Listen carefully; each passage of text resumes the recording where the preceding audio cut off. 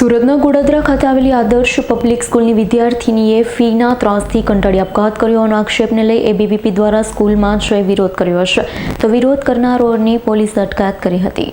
સુરતના ગોડાદરા ખાતે આવેલી આદર્શ પબ્લિક સ્કૂલની ધોરણ 8ની વિદ્યાર્થીનીએ આપઘાત કર્યો હોય। વિદ્યાર્થીનીએ સ્કૂલમાં ફી ન ભરી હોય જેથી માનસિક ત્રાસ આપતા આપઘાત કર્યો હોવાના આક્ષેપ કરાતા એબીવીપી દ્વારા આદર્શ પબ્લિક સ્કૂલ બહાર વિરોધ નોંધાવ્યો છે। 14 વર્ષીય કિશોરીને પરીક્ષાના દિવસે પણ 1.5 કલાક કોમ્પ્યુટર લેબમાં બેસાડી મૂકી હોય અને સ્કૂલ દ્વારા ફી માટે દબાણ કરવાથી વિદ્યાર્થીને આપઘાત કર્યો હોવાનો આક્ષેપ કરાયો છે। તો એબીવીપીના વિરોધને લઈ સ્કૂલે પોલીસ બંદોબસ્ત ગોઠવી દેવાયો હતો। વિરોધ કરી રહેલા કાર્યકરોની પોલીસે અટકાયત કરી હતી। मनोज जैन, अखिल भारतीय विद्यार्थी परिषद राष्ट्रीय कारोबारी सदस्य, आदर्श पब्लिक स्कूल जे गोड़ादरा विस्ताરમાં આવેલી છે અને ત્યાં જે બાળકી છે એને પોતાને જીવન ટૂંકાવી લીધું, આત્મહત્યા કરી લીધી। એ પણ શા માટે? એક નાના કારણ માટે કે સ્કૂલની અંદર એને ફીસ નથી ભરી હતી અને ફીસનો લેવો દેવો એ પેરેન્ટ્સ અને પ્રિન્સિપલ ટીચરનો હોય છે, એમાં સ્ટુડન્ટનો કોઈ રોલ હોતો નથી।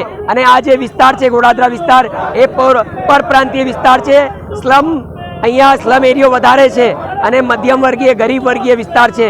એટલે અહીંયા આપણે માની શકીએ કે કોઈની પરિસ્થિતિ કોઈ સમય ખરાબ હોય કે નહીં ભરી શક્યો હોય તો એમાં વિદ્યાર્થીને આવું મેન્ટલ હરેસમેન્ટ કર્યું એ બહુ ખોટી બાબત છે અને નિંદનીય બાબત છે। એટલે આ જે સ્કૂલ છે એના માટે અમે ડીઓથી પણ માંગણી કરી છે કે આના ઉપર વ્યવસ્થિત કાર્યવાહી થાય અને આનો લાયસન્સ રદ થાય અને ભવિષ્યમાં પણ બીજી કોઈ સ્કૂલો આવો કૃત્ય નહીં કરે, આવી બાળકીઓને પોતાનું જીવન નહીં ટૂંકાવવું પડે એના માટે દાખલો બેસે। અને અખિલ ભારતીય વિદ્યાર્થી પરિષદ એ સતત વિદ્યાર્થીઓ માટે કામ કરતું આવ્યું છે, એટલે કોઈ પણ દિવસ આવા કૃત્ય નહીં ચલાવવામાં નહીં આવે। અને આજે તો ધરણા પ્રદર્શન છે અને જો અમારી માંગણી નહીં સંતોષાય અને આ સ્કૂલનો આ લાયસન્સ રદ નહીં થાય અને પ્રોપર કાર્યવાહી નહીં થાય તો ઉગ્રમાં ઉગ્ર આંદોલન થશે અને એની પૂરી જવાબદારી સ્કૂલ પ્રશાસનની અને સરકારની રહેશે। રવિ માંગરોળિયા, સુરત મહાનગર મંત્રીનું દાયિત્વ, અખિલ ભારતીય વિદ્યાર્થી પરિષદ। આપણને ધ્યાનમાં છે કે થોડા સમય પહેલાં ગોડાદરાની અંદર આવેલી આદર્શ પબ્લિક સ્કૂલમાં ધોરણ 8ની વિદ્યાર્થીની એક નજીવી બાબત કહેવાય જે ફીની બાબત, એ ફી નથી ભરી શકતી તો એને લઈને સ્કૂલ પ્રશાસન દ્વારા, પ્રિન્સિપાલ, શિક્ષકો દ્વારા એને વારંવાર ટોર્ચર કરવામાં આવે છે કે તમે સ્કૂલની ફી ભરો નહીં તો તમને એક્ઝામમાં નહીં બેસવા દઈએ।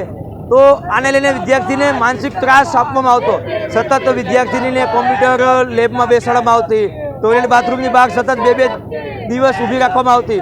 તો એક આ જે નિંદનીય ઘટના કહેવાય એ ઘટના કહી શકાય। અને સાથે સરકાર દ્વારા એ બેટી પઢાઓ બેટી બચાવોનો એક અભિયાન ચાલે છે, તો આ સરકારને આ અભિયાન અંતર્ગત આવા કામ કરે છે।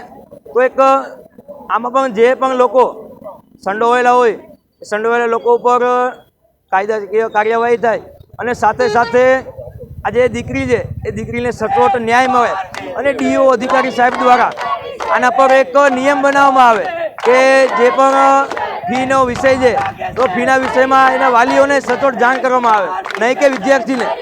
કારણ કે વિદ્યાર્થી આવા નાની ઉંમરના હોય તો પોતે માનસિક લઈ લેતા હોય છે કે એને વારંવાર સ્કૂલમાં ટોર્ચર કરવામાં આવે તો પોતાની ક્લાસમાં બેઇજ્જતીના કારણે આવું પગલું ભરતા હોય।